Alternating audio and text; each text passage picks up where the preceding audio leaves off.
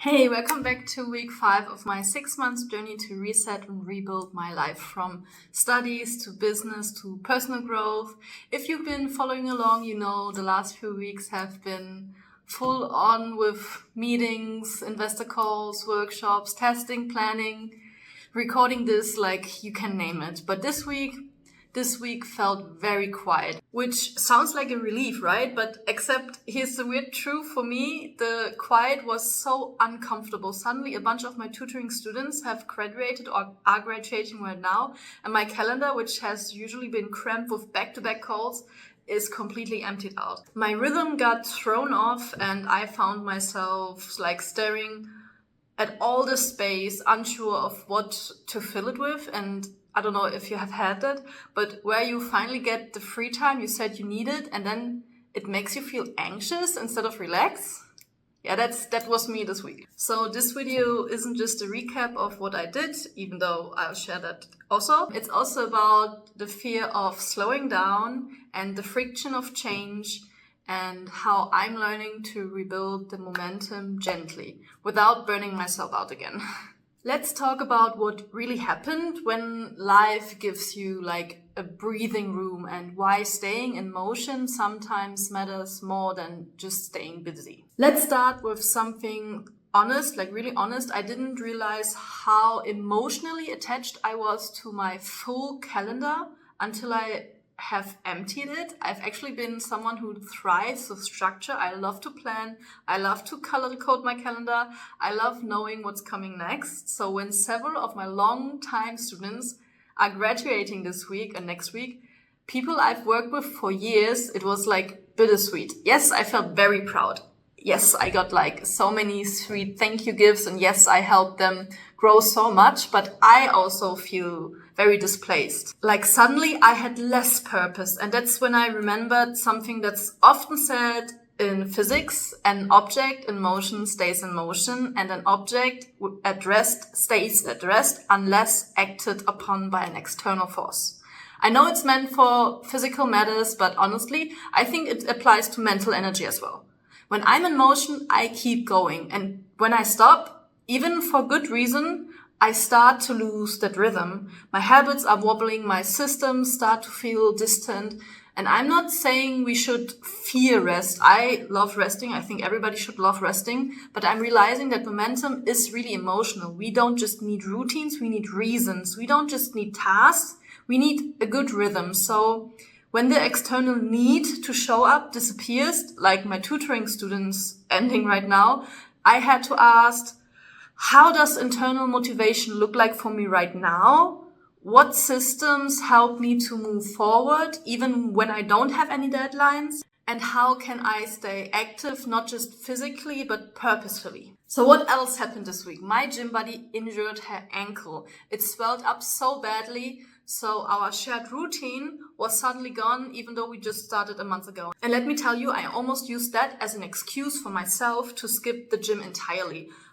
I can just wait until she's better. That's what I told myself. But I caught that voice because I knew that if I waited for conditions to be perfect again, I know I will lose my momentum completely. So instead, I made a different move I would usually do.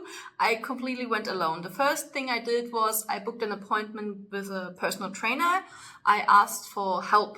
I sat down with the trainer and said, look, I want to be stronger and be more consistent, but I need guidance, and that's realistic, not just based on like, you need to do 5 sessions a week, something I can really sustain. And he helped me design a simple, doable plan. So I went to the gym by myself, and I even went to the Zumba classes alone. And you know what? It did feel empowering me because I started showing up for myself when there's no one else watching. And that is when self-trust get really built. But please don't take this as a takeaway. Please always go to the gym. It's about the motion that doesn't require your motivation. It requires your design. Whether it's workouts, whether it's writing, building your business, excelling in studies, your life will always have friction. And sometimes the only way forward is to show up in like sweatpants or late or nervous, but at least you're still moving. Midweek, I attended a workshop through my scholarship program. Now, first of all, if you're watching this and you're in university or applying to study soon, please apply for scholarships. Even if you think you're not qualified, even if you're like not top of the class, there are so many niche scholarships out there based on interest and background or field of study. And most people never apply because I also didn't know about half of them until someone pointed them out. And it's also so much easier as soon as you get your first scholarship, more are about to follow. Okay, back to the workshop. The topic was founding your first business in Germany. They covered business plans, basic financial planning, and choosing the right legal structure like Einzelunternehmen, Freiberufler, GbR, GmbH. Yes, German law is a jungle, and there are a lot of international students in my class. Actually, we only have 4 native Germans in my semester, and we started with about 40 students. For me personally, I didn't learn much that was new, but here's the key. I realized I have not noticed before how much I have actually grown. The room was full of people who had never started anything, and suddenly my own journey, the mistakes I've been doing and the pivots I did, the legal forms I chose, they felt useful to them. People came up towards me afterwards and questioned how I decided between the different forms and if it was scary to fill out all the paperwork without a lawyer and what part of the financial plan was like the hardest. And I got to share, I got to help. So even when you're not an expert, your experience really matters. So go out there. Even though the content didn't blow me away, the conditions did. That moment reminded me showing up isn't just about learning. Sometimes it's also about serving. The people really wanted to learn from me, and that re-energized me for the rest of the whole week. Later that week, I had a product demo with someone from a school showcasing our learning platform. Now, if you ever tried getting into the educational system in Germany, you will know schools move so slow, slower like than molasses in winter. There's a lot of structure, a lot of stakeholders, and a lot of review cycles and approvals, so much paperwork. It can be so frustrating when you've put your heart into building something that you know would actually help the students, but then there's just someone who thinks, oh, I wouldn't like to just fill out this paper form, and then it just gets demolished. Anyway, we did the demo. We walked through the app. We explained how it worked. We shared the students' feedback and some use cases, and then we needed to wait because they had to review internally. Fair enough, but still waiting is so hard. But to reflect on it, this wasn't really about getting a yes today. It was about showing our product to the right people. It was about starting the conversation.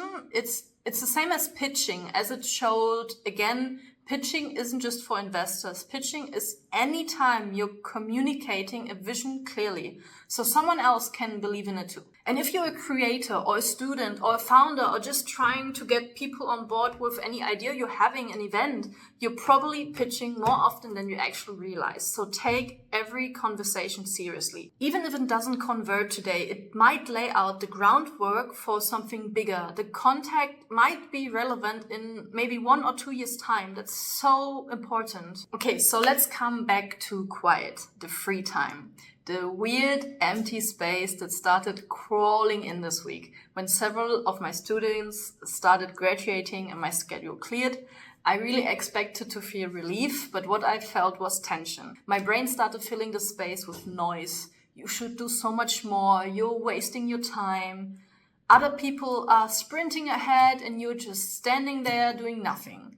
But I kind of knew those thoughts weren't grounded. They were old patterns.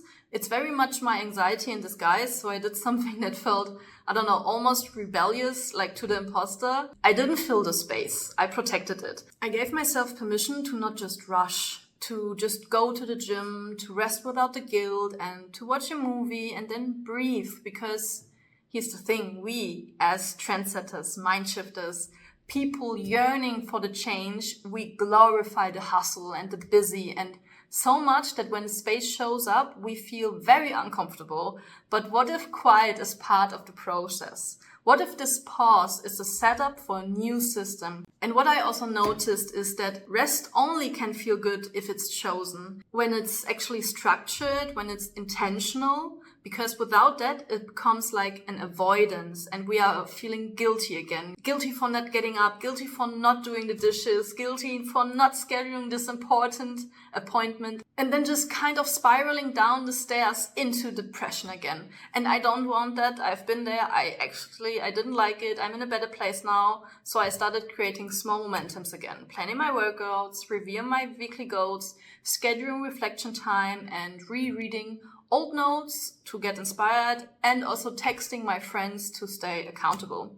It is so nice to have someone, even if it's just a stranger online, you can share your goals with. It can be any stranger. I can be your stranger if you tell me what you want to achieve and what you're working on. We are not rushing back into grind mode, but we are staying in motion. Just like Newton's law again, what stays in motion keeps moving unless something stops it. Right? Okay, so here's what I'm walking away with this week. Free time isn't a problem. It's the discomfort of an unstructured time that makes us panic. And momentum doesn't have to mean speed. It just has to mean movement. You know, you don't need to earn rest with exhaustion or something. You earn it by being intentional. And most importantly, you are allowed to grow through stillness, not just effort. Space can be sacred.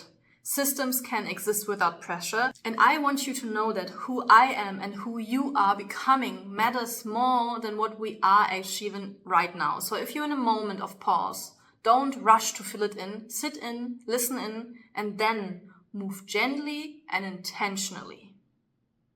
So let's reflect together. What does rest look like for you in your life right now? Are you filling your time or being intentional with it? And what helps you rebuild momentum without burning out? Drop a comment below and let's learn from each other. I think your comment will also help other viewers. And if you're new here, this is part of my 6 months journey to reset, rebuild, and show up with more clarity and purpose in my life, like university, business, and everything in between. I share a new video every week, not just about what I did, but what I actually learned. So if that sounds like something you'd love to be part of, subscribe and follow along. Next week, I'll update you on the last day of my university before the exam phase, and then the summer holidays hit. And I will share how I'm balancing my ambition with my groundness. Still working on it, by the way. But until then, please keep showing up, even if it's slower than you planned, even if it's quieter than you imagined. I will see you next week.